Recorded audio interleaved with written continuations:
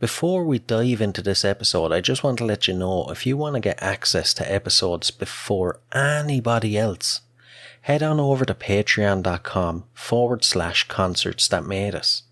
And as a bonus, you'll get access to videos of some of the episodes and a host of other benefits. We've also teamed up with Band Builder Academy to offer you 10% off their membership. Details of both can be found in the show notes below.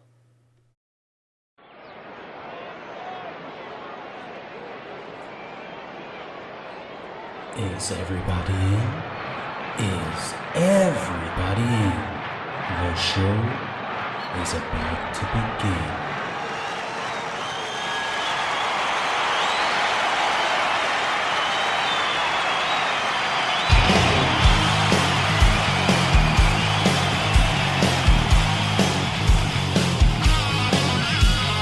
Welcome to the podcast, Concerts That Made Us.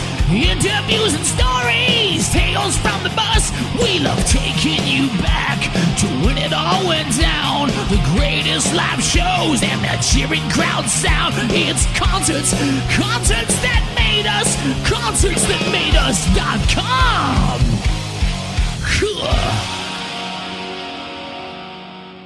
Hey, this is James from Temples on Mars, and you're listening to Concerts That Made Us.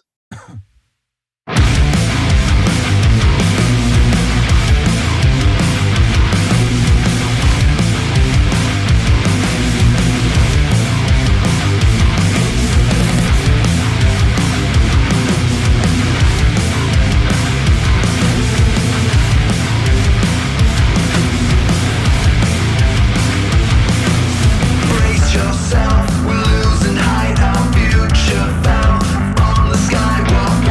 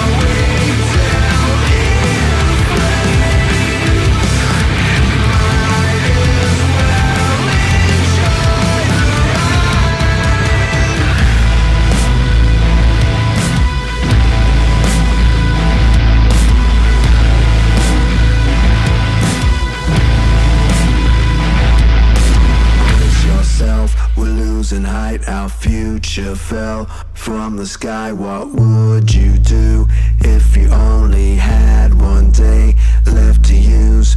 Would you tell all your lovers, all your friends that you love them? Would you run through the streets and murder all your enemies?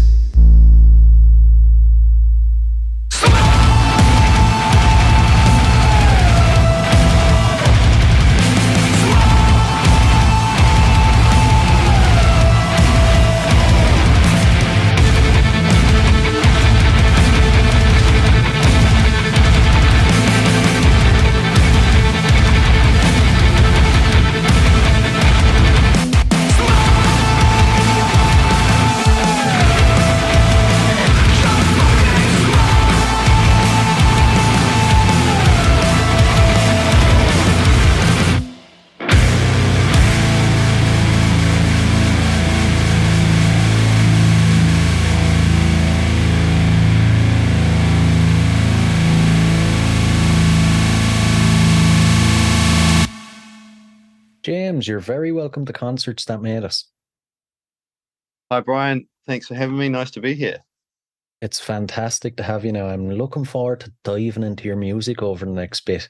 You guys released Smile on July 14th. What exactly can you tell us about it? Well, I mean, lyrically, the track is obviously it's quite blatant, really. It's all about what would you do if you only had one day left to use, and there were no consequences of tomorrow. And we obviously offer up several options of how to spend your time. And yeah, I mean, it's just a big, dirty slab of sort of grungy rock with a bit of some proggy elements in sections, but it's pretty straight up track. It was one, I think it was a later addition to what's going to be the forthcoming album. And it's just a track that kept popping out to us, so we decided to go for it as a single, and it's getting good feedback, and people seem to like it. Right. And it's not one of the usual, lyrically, it's not one of the usual songs you'd hear like, oh, I was going down to the shop or I was on a date. Where did the inspiration for it come from? Well, so one of the producers we work with, a mate of mine from New Zealand, Paul Matthews, who also has moved over to the UK around the same time as me, over 10 years ago now.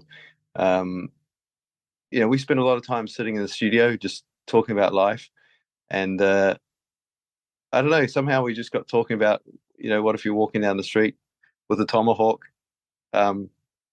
What would you do if there were no consequences, if someone annoyed you, basically? And then the whole thing spiraled from there, got a bit out of control. Obviously, we haven't followed through with any of these actions, disclaimer. Yeah, and that's kind of where it started. And then we're like, well, okay, what would you do if you only had one day left to use? And we kind of, made a few notes, and then it kind of ended up in some lyrics, and I don't know. And kind of in the background, I had, I don't know if you know the movie Falling Down with Michael Douglas. Absolutely love it. One of my favorites. Right. So that was kind of like when we were sort of writing the lyrics, and when I was tracking the vocals, that was kind of the image I had in my head. That hence the going down in flames line. It was a bit of a period over 2 or 3 weeks. We got this together, and silly period, but the results are all right. Yeah, I like it. And what was the recording process for the track like then? So most of our songs, it's quite collaborative. Like one of us, usually myself, Daz, or G, will come up with a concept, or maybe like 3 or 4, sometimes 8, 9, 10-minute piece of music, and then we kind of like all have a go at it and try and make it into sort of the best sounding thing it could be. But Smile, we had quite a bit of back and forth. I think originally we had like sort of 3 choruses and less verses, but it was kind of, pardon the term, but climaxing too early. So we kind of shuffled around the music, added a few sections. It was very collaborative, and then the lyrics was, I normally just, well, the vocals, I should say, I normally start with a melody and a lyrical concept, and it just kind of evolves very organically from there, and we just keep getting it until we're like, is this as good as it can be? And yeah, I hopefully get as close to the final result, and then Daz does all our mixing and production. 'Cause prior to being in the band, well, he still is a producer and mixer, so he's a great asset to have in the band. So he still does that as well for other artists. So he comes and adds his magic, and then off to mastering and release. Right, right. And the music video, it was directed by your bassist, Darren. That was kind of handy. Was that kind of like we could pay someone to do it, or here, Darren, you just do it and we don't have to pay you? Well, the thing is, we already knew what we wanted. So I'm not sure I should give away too much, but Darren also used to work for a very big online media company. Let's just keep it at that. And he has a lot of experience in directing video and working with global artists. So it was like, well, we could pay someone to kind of do what we want, or we have a guy who's multi-talented in the band that can do it. Why would we go elsewhere? And the concept was like kind of evolved over time as well. Like, I think originally I had the idea it was very extravagant. All my ideas always start as very extravagant, and Daz comes along and goes, okay, well, really practically, mate, how are we going to put this together, on a budget? So I had the idea of the masks and the colourful suits. I think my idea, everyone was wearing masks that could actually change, and everyone was wearing different coloured suits. But in the end, we ended up in pink suits and static masks. And then we also worked with an animator who did the robots. From a very basic concept. So that was Zach from Studface Productions. He did a good job there. He also did our Daydreamer video. I don't know if you've seen that. I mean, it was purely. It wasn't like purely just to save money. It was like we kind of already knew what we wanted. We had a location. We had a camera guy to work with. It's like, well, why go elsewhere and pay more money for something you might not be happy with? True, yeah. And, I'm sure there's many listeners out there now wanting to hear details on the upcoming album. It was finished last year, but still not out. What can you tell us about it at this stage? Well, I mean, I can give you several reasons why it hasn't been out yet.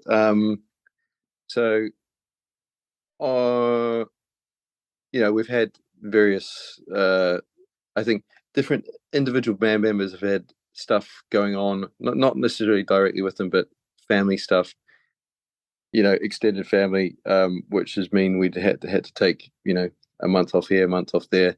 And that's just kind of piled up also, and basically created a 6-month delay in our release. And like I said in our little conversation before, and now it's just about timing. We don't want to rush. I mean, it's done, but we don't want to rush the promo and release the record to nobody. At the same time, we don't want to wait too long and then end up competing with like Cliff Richard for the #1 Christmas single, or Mariah Carey, one of those two. We don't want to do that. So it's like if we can, we're going to try and get it out over the next few months, but obviously before the Christmas period or very early next year. Probably not in January where everyone's still suicidal. We'll just wait till February till people got some money again. Yeah, February when everyone is loved up and, you know, more appreciative of new music.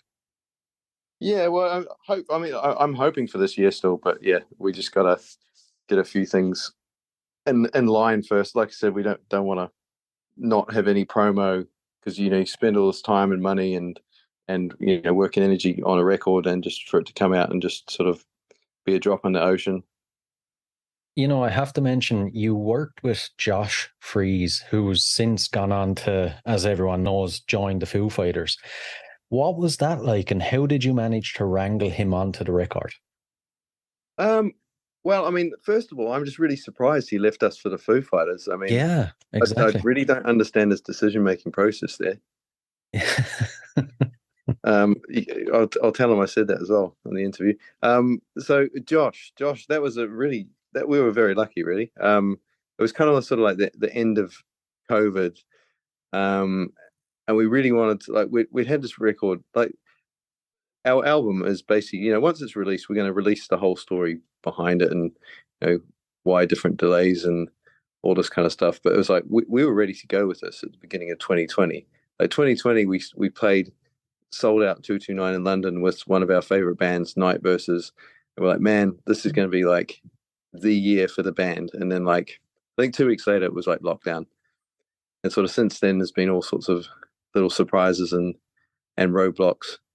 But sort of towards the end of or the middle of 2020, we released an EP, which is kind of like you know, different versions of our debut album, Temples on Mars. I think it was a 5-track EP.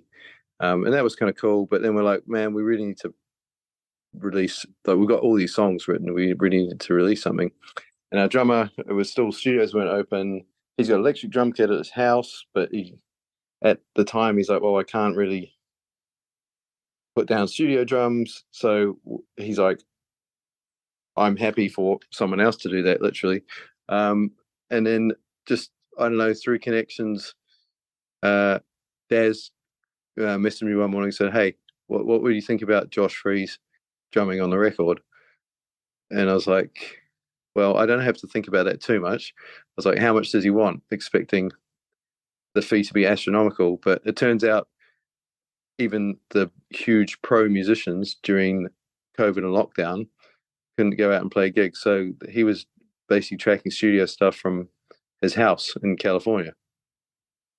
So I mean, he hasn't done all the tracks, but he just did the first few so we could start releasing music again. I mean, we could have recorded it with electric drums and you know substituted some samples, but there's just no, well, in our opinion, other people with different opinions. For our kind of music, there's nothing like the feel of a live drummer. We don't. Many bands put everything exactly on the grid, edit the hell out of it. We don't do that. We always have a bit of push and pull in our tracks. And just especially someone like Josh, he's got a great feel, and he's probably drummed on the most albums. Well, probably the person who's drummed on the most albums alive, in the rock music industry and pop right now. Definitely. Yeah. I think last time he was like 400 albums when I checked. He's probably more than that now. So, it was a blessing in disguise, really. Like, it was great to have him basically because of COVID and him doing studio work. So I think he's done like 4 or 5 of the tracks. And then by the time we're sort of ready to do the rest, we've got our own studio. We had that back up and running, and our drummer Dean slotted back in, and he's done an excellent job. Like, you can't really tell which drummer did which track, to be honest. You wouldn't want to say that too loud, or the Foo Fighters might be looking for him next. It's fine. We can swap. It's fine. I'll take it.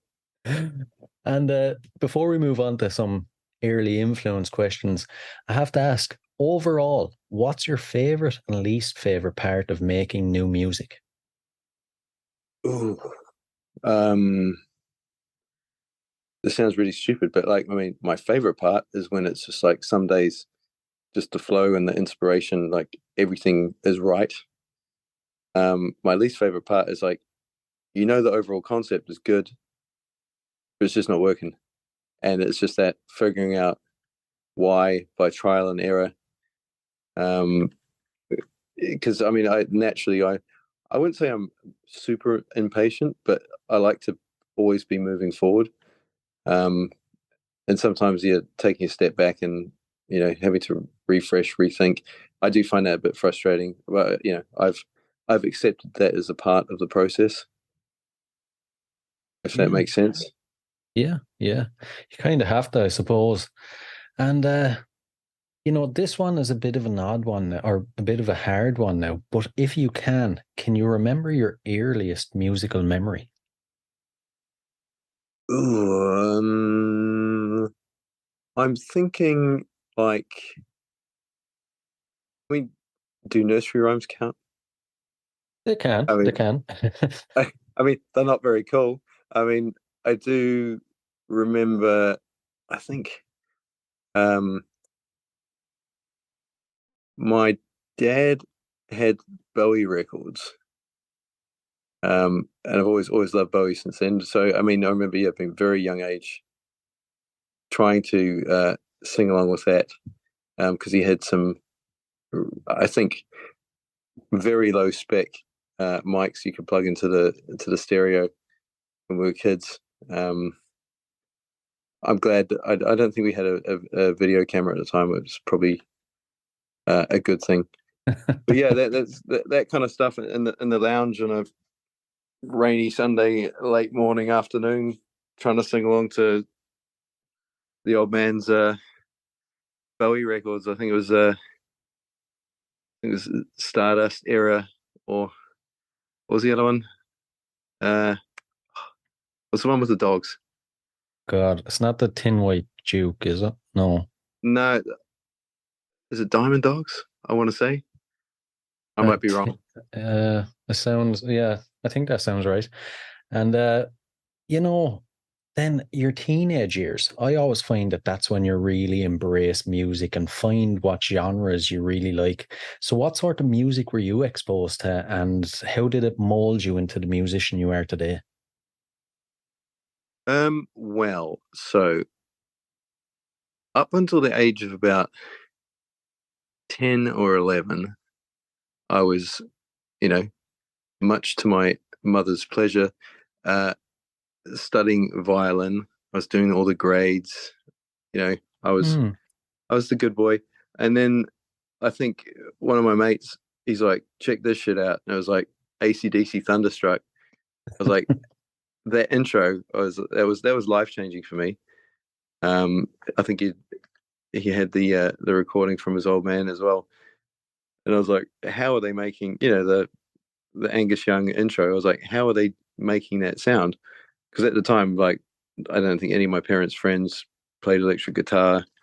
You know, the Bowie Hmm. stuff and all that was cool, but it didn't really have that AC/DC sound. Hmm. So that was kind of a bit of a defining moment when I was like, I want to do that. And then, I got my parents to get me some guitar lessons. Um, and yeah, I very quickly got into, you know, of course, went heavier. AC/DC was like the gateway drug. And then I think, not long later, it was Iron Maiden and Metallica. And they got some, yeah, at the time, sort of more obscure, uh, heavier, more European stuff. Like bands like Creator. I don't know if you know them. I do. I do. And then one of my friends, like at the time, this was like the the uh, the most evil music. He had a Dayside cassette. I don't know if you know them. No, actually. So it's like the singer, obviously Dayside. It's all about. Well, I say all about. I'm not sure how authentic it is these days, but Glenn Benton, the singer, has like a upside down cross burned onto his forehead. We thought we were really cool. We thought we were really extreme at the time. There's obviously way more extreme music than that now. Um, but yeah, I just got heavier and heavier, and then for some reason I started to like electronic music as well. And then so for me, like I've worked out over the years, it's just like I like music that has just a certain vibe. because I really like dark and dirty drum and bass, but also like really emotive classical music, like anything that really makes me like feel something. And that's how I do it. Like these days, my playlists are wide and varied. But yeah, I mean, different activities. I seem to go back to a certain genre. Like if I'm running or working out or something, it's normally like metalcore or real evil drum and bass. You know, something high energy that's making me pumped up. But yeah, it's probably mainly guitar, electronic based music was sort of my teenage years. But I haven't really stopped. Like I keep discovering, well, as a musician, like some people stop and say, no, I only like everything from 1991 to 1999. But there's awesome stuff coming out all the time. Like some really amazing musicians from all sorts of genres. Um, I don't know if you know bands like Polyphia. If you've heard those, they don't have vocalists. It's just phenomenal guitaring done in a very tasteful way, beautiful tones. Bad Omens, also another really fresh, cool band. They've been around for a while, mind you, but yeah, new to me like 3 years ago. So I'm always on the lookout, and always take suggestions. So feel free to drop me some as well. I will. And I'm looking forward to hearing about this now. Hopefully, it's a good answer. As a concert goer, what concerts would you say have made you? Oh, right. I'm just trying to think of my most defining ones, the most memorable ones that always come back to me. Probably, I mean, because I grew up in New Zealand, uh, as you can probably tell by my very smooth accent. Never would have guessed. It did get actually one year. It did get voted the sexiest accent in the world. Really? I can't quote you which year, but it is there. If you Google it, it's there somewhere. Okay, I believe you. Well, I mean, I just don't know who was listening to it because they must have something wrong with them. So we in New Zealand would have like this. There was like one festival every year, like every. I think it was like mid-January, which is summertime there. Obviously, it always rained, and they'd just bring like all the biggest bands, that they could afford at the time, I guess, over. So every year it would be like a big mix up as well. It would be predominantly rock, some heavier acts. Then you have like random acts pop up like Beastie Boys, Björk, all sorts of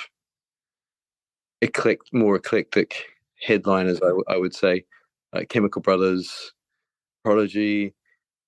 So I mean, obviously, I didn't love those festivals, but as a music lover, it was the best they had.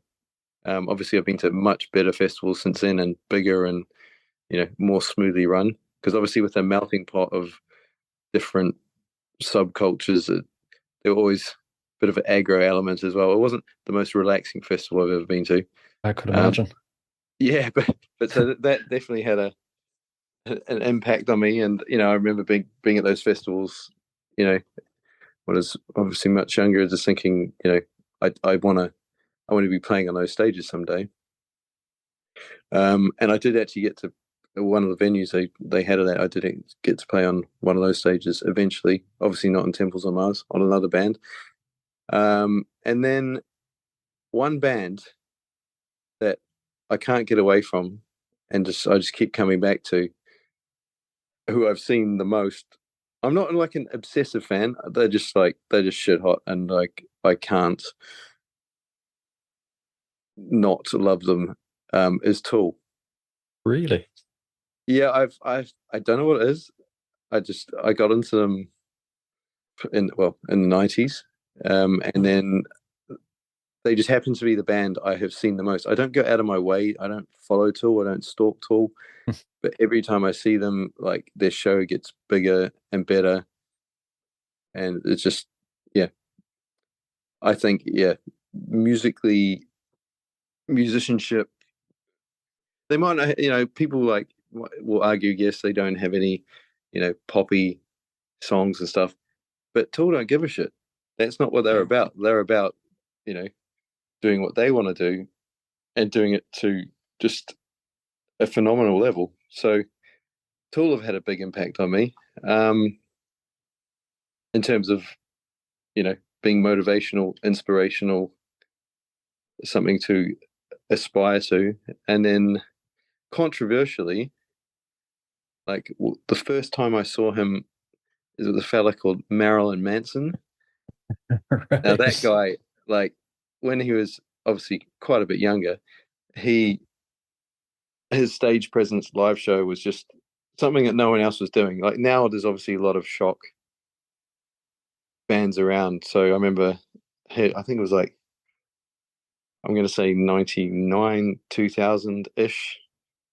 When I saw him for the first time, I was like, whoa, oh my God, what is this? And he had a great lineup at the time. I think John Five, who's now playing for Motley Crue, was still his guitarist back then. Oh man. So it was a very sick gig. But then subsequently, I saw him at the Hammersmiths. Well, it's not called Hammersmith Apollo anymore. It's Eventum Apollo over here in London, and it was not as impressive. Oh really? No, he just doesn't care anymore. I don't think, or maybe he was having a bad day. It was not like it used to be. It wasn't terrible, but yeah, it wasn't as good. And then another festival that has a special place in my heart. This is going to be the last one, by the way, because I'm sure you don't have all night to talk. Is Download Festival UK. Mm. So obviously I've been going to Download for a few years as a fan, and last year we were fortunate enough to play Download Festival, and that was just to step the other side of the crowd barrier was, an experience I'll never forget. That was amazing, and hopefully it's not the last time either. Very nice segue now, because for any listeners who haven't caught one of your shows, what can they expect? Lay it all out for them. Ooh, what can they expect? I mean, like, we keep adding elements to the live show. I mean, it depends as well. Like, if it's a support slot, obviously they can expect the singles. Normally, but basically, if it's a support slot, we normally pack our set full of singles. We add an extra touring guitarist, so we end up with 3 big baritone guitars. So it's quite a heavy sound. Daz will bring out his synth as well, so he's playing synth and bass. There's quite a lot going on. If it's our own headline show, we've got it. We sync it up with our own light show. We spend quite a bit of time on, trying to produce something that people want to come see, rather than just like 4 blokes standing on a stage and static lighting. Yeah, I mean, we also like, try to have a bit of. We some bands don't want to talk to the crowd. Other bands talk too much. We're not like Steel Panther. We don't tell jokes. Nothing's really choreographed or anything. Like, it kind of just happens on the night. But we normally have a bit of energy exchange with the crowd, back and forth, bit of bants. I'm not sure I'm really selling it. It just sounds like a band playing. I'd like to say we've got lasers, but we haven't quite got there yet. We did have screens for a while, with images synced up to all our music. But yeah, just if you're playing festivals or support slots where you have a limited changeover time, it gets a bit, I don't know, restrictive. Like, yeah, you got to pick and choose what you can do. But yeah, if it was our own headline show, and it's probably not far away, in terms of what we can do, we'll probably get a few screens back in there just make a bit of an event. Sounds like a hell of a time. And you mentioned you played Download Festival. You've played Macmillan Fest, Prog Power, and Planet Rock Winter's End. When you're playing gigs on that level, what do you learn? Ooh, I keep saying ooh tonight. I don't know why. Maybe it's just the day of ooh. Well, obviously, you get to rub shoulders with much bigger acts. That can go both ways. Some like to talk to you, others want to be left alone. And we're cool with that. We respect that because everyone's walking their own path, doing their own thing, got their own stuff going on. But if you get a chance, we normally talk to the other artists management. You see what other people are doing, like obviously musically, playing wise, technology wise. Like we're a band that's not against moving forward technology wise. So we're always looking like who's using what amps, what sample pads, and then also you learn a lot about your own band's sort of setup. Like if you have a festival slot, sometimes only like 15 minutes between bands, so you got to be able to get the other guys' stuff off. Obviously you've got a stage crew, but your stuff's got to be able to be set up really quick and work every time, or else you get I saw I think it was 12 Foot Ninja at Download, like their whole rig didn't work, and they had a half-hour slot, and I think they played the last 10 minutes of it whilst they spent 20 minutes trying to get the whole thing working, something like that. But yeah, it was very sad because I'd come all the way from Australia for it as well. So yeah, by doing that, you learn how to be a bit smoother, how your setup's a bit more robust, and also you kind of learn that not everything.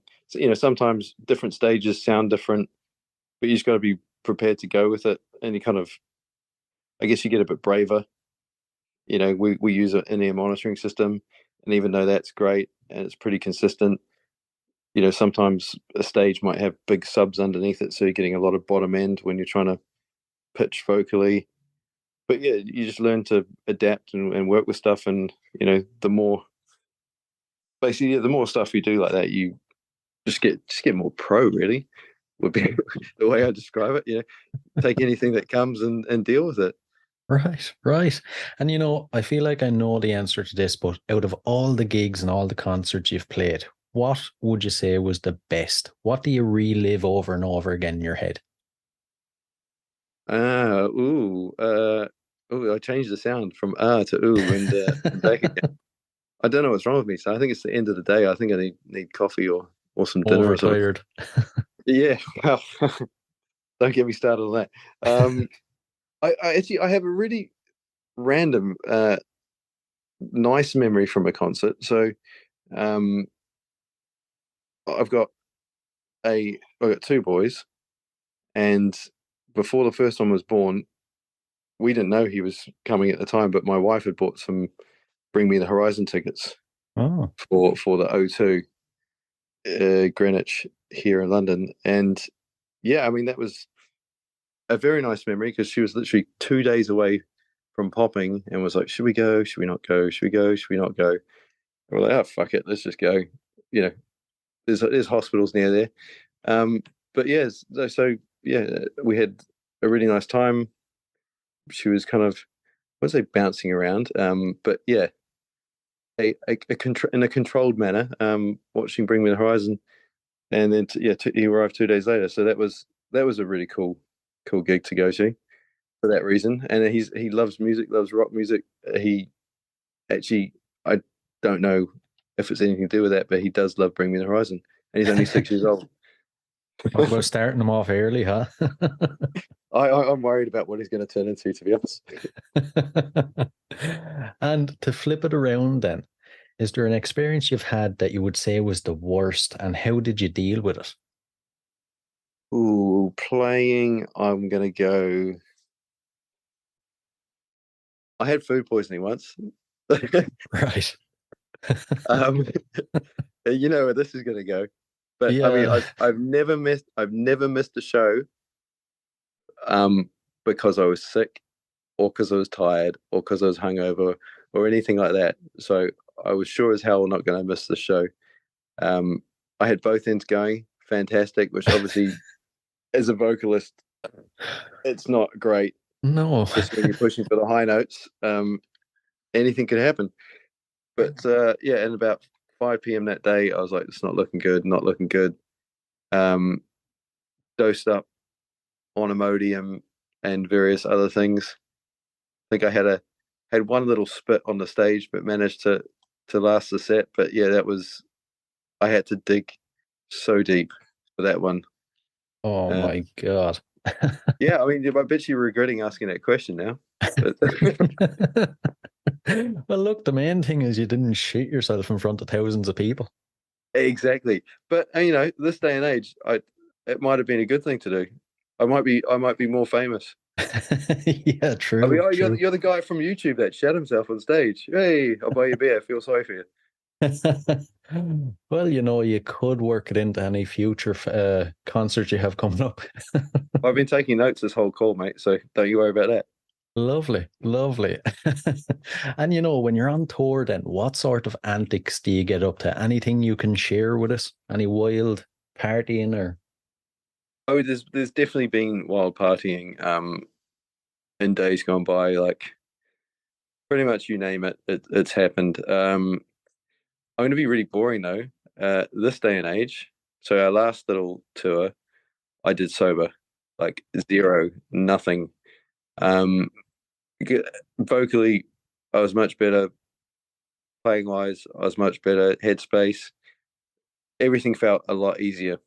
Like obviously, if you're mildly hungover each day, life starts to feel a bit hard, especially away from home. You're in a van for long hours. We're still not, you know, we still don't not at nightliner level where we can all just jump in the bunk and go to sleep. We still do travel lodges and a van, basically. Lovely. It's not luxurious at all. So yeah, I just this time around I was like, well, I'm just gonna do that and see how it goes. And you know, I know it's not very rock and roll, but I think it's just a sign of maybe being a bit more pro and a bit more mature than when I was 21 and doing stupid shit all the time. And yeah, well, even our drummer accompanied me one night. He's like, all right, fine, if you're not drinking, I'm not going to drink. And we were roommates. And in the morning, he woke up. He's like, fucking hell, I feel amazing. I should do this all the time. So, but I never say never. Like I'm like I always describe myself as say I'm a bad man trying to be a good man. So it'll come back eventually. Right. Next time we chat, so you're going to have some outlandish stuff to tell me. Oh, we got stories. Don't worry. Off the record. Off the record. Right, right. And you know, when it comes to showtime, pre-show and post-show rituals, how do you psych yourself up? And then afterwards, how do you wind down? Biking up is kind of again as a vocalist really boring. Like I have to do a vocal warm up. I've got a vocal coach, and I have his stuff on my phone, and I put my headphones in, and I just bugger off to the quietest place I can find and just do my warm up routine. I sometimes have a beer. Lately, I have not. And then off that's probably the easiest part, and because you get obviously the natural buzz getting on stage. I find the hardest part is afterwards, when you know show's over. You know, you sold your merch, everyone's going home. It's like cool. I'm all wound up. What do I do now?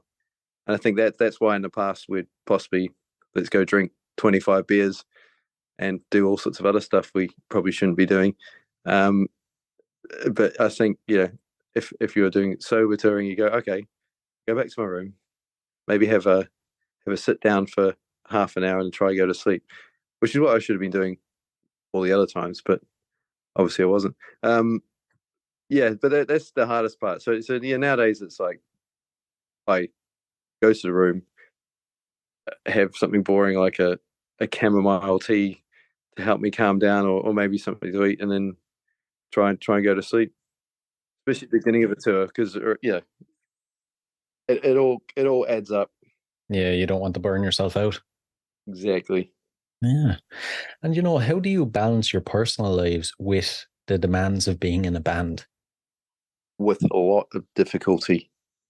I mean, all of us are very fortunate in the fact that this has been a factor in all our sort of like relationships that we have with our various partners since day one. It's not like we were sitting at home smoking a pipe with slippers on, all happily married, and then said, "Oh, by the way, I'm going to join a band now."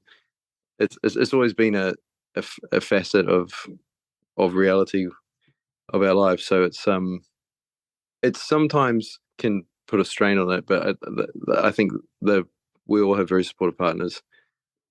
Over time, they see the progress. They know we're not going out doing stupid stuff, wasting time. When we go to rehearsal, we are rehearsing.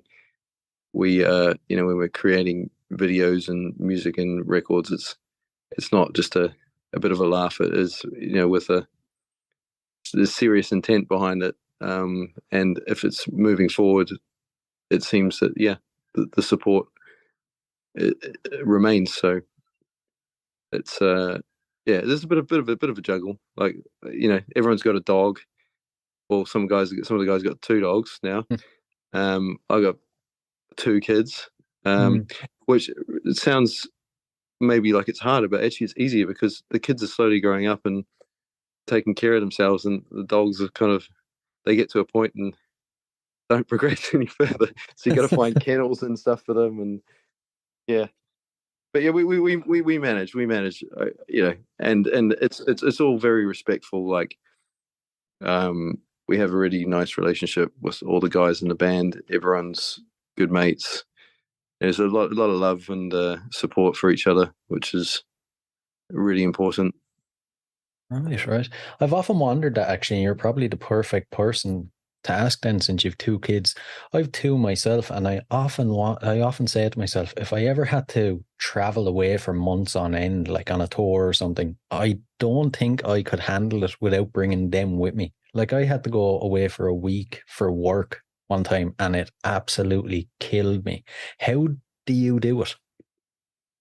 I for some reason I can really compartmentalize my life, and I would just kind of say, yeah, I'm going away, it sucks, but I can somehow, and probably I need therapy or something, but I can just like put those emotions in a closet somewhere and just I'll deal with that later, kind of thing. And it maybe even why I do music as well. Like, I think that definitely I do find music a bit of a bit of therapy as well. So, but yeah, no, it is difficult. And if I was like, I had the budget, I'd take them with me wherever I went. But yeah, it's just a dirty van with 5 guys stinking it out. There's no place for like a 6-year-old to be hanging out. No, it wouldn't be ideal. He might learn a lot. I wouldn't do that to him, If it was like really, a nightliner and nice hotels, and his mum could come, and obviously you got the school thing as well. You can't just take your kids out of school for weeks at a time. And I'm sounding really boring now, but No. yeah, it does suck. And are there any specific goals or milestones that you guys want to achieve with the band? Of course, yeah. We've got we've got our internal, I would say, like, strategies. Like, we work with our manager. We're like, what's next, kind of thing. The record industry these days is all very numbers driven, or always has been. Let's not beat around the bush.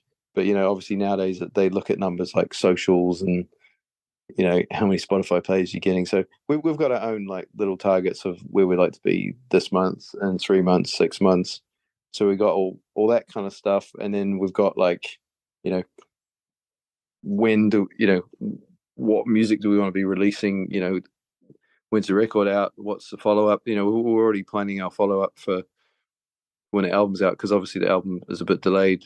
We've had time to work on even newer music to follow that up at quite a quick pace. So we've got release goals, we've got social Spotify numbers goals, we've got goals. We want to play this festival, and we'll push for that festival until we get to play it. So and also expanding into, we've played in Europe festivals and stuff before, but it really hasn't kicked off as much as it has pre-COVID. So we're trying to get back into more European dates as well. So, but yeah, the important thing is, like, we want to do everything, but it's breaking it down so it's manageable. Because if you're like, I want to be as big as Metallica, that just seems like an impossible task, and it probably is an impossible task, to be honest. But it's probably not a good example. But it's you need to break it down, and you see these bands. Everyone goes through the progression, and some bands don't. But I find that sort of meteoric rises, especially in the rock music industry, seem to kind of fizzle out, and we get labeled as a hype band. Kind of, as much as I'd love to be an overnight success, there is something to be said for going through the paces, and maybe playing like the smaller O2 academies and the slightly bigger ones, and then working your way up. Exactly. We're still playing the smaller ones, even though we have played big festivals and stuff. It's not, people's tastes change. They forget you, especially if you're not out all the time gigging. So, but yeah, we're realistic as well. We know it's requires work. We're not just a band that turns up and goes, "Hi, I want this. Now you're going to give it all to me." We're like, and there's so much competition as well, and there's so many shit hot musicians that are way better than us as well. So you got to be humble and realistic, I think. True. And before we dive into the last couple of questions, then, future plans that are laid in stone. What's the rest of the year look like for you when it comes to gigs or singles, or what can you tell us? Definitely one more single. We're debating which one, and I'm hoping that we could squeeze the album out this year as well. But again, we don't want to overlap with Cliff and Christmas or Mariah Carey. So that would be ideal. We got one show confirmed in December at Ampler Yuletide Festival, and we're planning a few other ones which are not announced yet, between now and then. And then, yeah, starting to fill up the calendar. It's scary, really. Starting to fill up the calendar for 2024. Jesus. I know, it's not even worth thinking about, to be honest. It's like that's a problem with the music business as well. Like, especially if you're playing live. Obviously, everything's booked so far out. Festivals that have happened this year already, like only a week or so ago, they're already booking next year's, and they possibly already have their headliners booked for some of them a few years before. So it's kind of, you have to be on the ball, getting booking agents to get stuff in for you very early on these days. And if you miss out, it's like you got to wait another whole year for that whole kind of a window to get on festivals. So yeah, we got plans. Good to hear. We're not here to mess around. Brilliant. Right, we'll dive into the last couple. So I've 3 very random, odd questions for you, but I'm intrigued to see your answers. If you could see any performer from history in concert for one night only, who would it be? Freddie Mercury. Right. I love the quickness in the response. He's just like, he's one guy I'm just really gutted I missed. Just as a vocalist, like, yeah, he just, I maybe people don't like his songs, and I get that, but as a performer and a vocalist, he just had it. Total master. Yeah, but even without trying, or maybe he probably did try, but he made it look like it just was effortless, which is just what I love.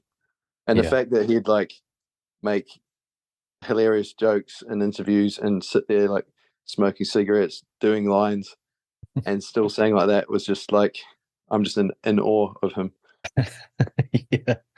Yeah, I don't think there'll ever be anyone like him again. No. Very, very unique person. Yeah. And the next one, so if you had to be locked inside a room with any musician from history for 24 hours, who would it be? That is a really difficult one. I was for 24 hours.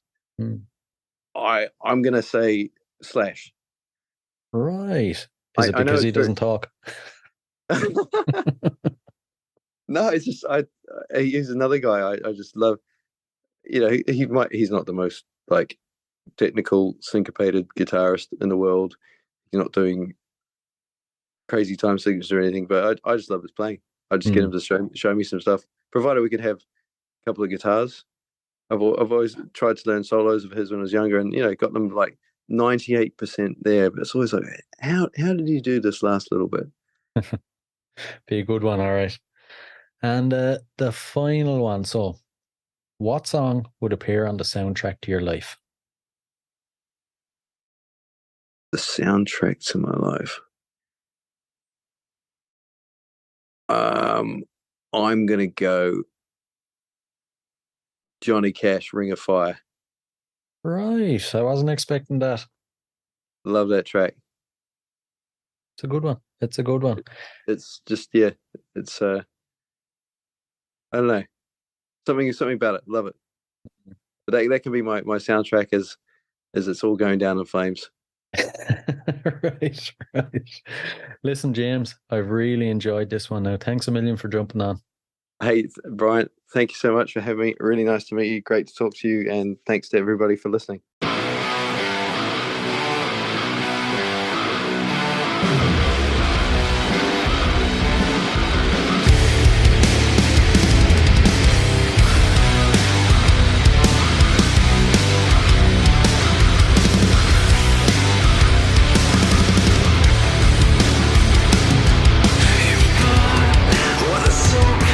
Experts and some warmth for nuclear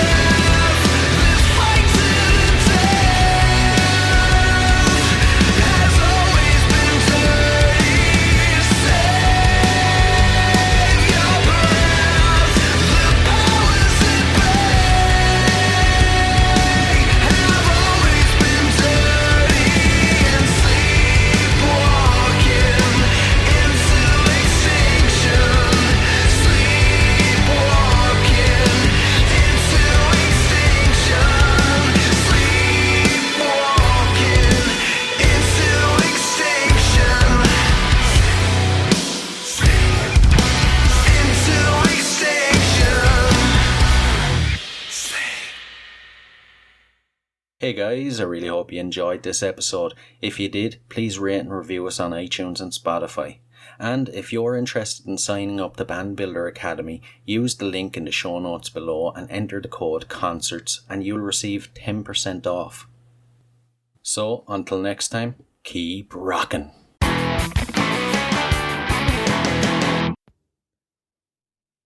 Hey, what are you guys still doing here? The show's over. It's over.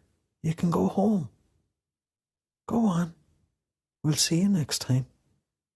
We'll be here. Bye.